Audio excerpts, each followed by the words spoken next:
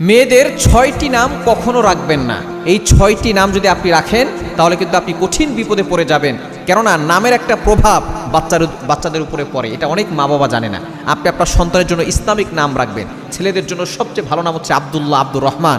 মেয়েদের জন্য সবচেয়ে ভালো নাম হচ্ছে ফাতেমা, খাদিজা, যেগুলো নবী সাল্লাল্লাহু আলাইহি ওয়াসাল্লামের স্ত্রী রয়েছে, নবী সাল্লাল্লাহু আলাইহি ওয়াসাল্লামের মেয়ে রয়েছে, কন্যা রয়েছে, তাদের নামগুলো আপনি রাখবেন।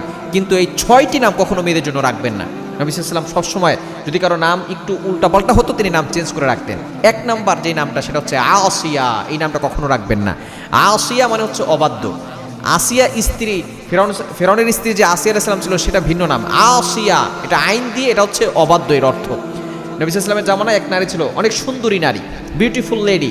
তিনি এসে নবী সাল্লাল্লাহু আলাইহি ওয়াসাল্লামের কাছে আসলেন। রাসূল সাল্লাল্লাহু আলাইহি ওয়াসাল্লাম তাকে বললেন, তোমার নাম কি? সে বলছে আসিয়া, মানে অবাধ্য। নবী সাল্লাল্লাহু আলাইহি ওয়াসাল্লাম বলছেন, তুমি এত সুন্দর, তোমার নাম আসিয়া কেন, অবাধ্য কেন? তোমার নামের প্রভাব তোমার উপরে পড়বে, তোমার নাম চেঞ্জ করো।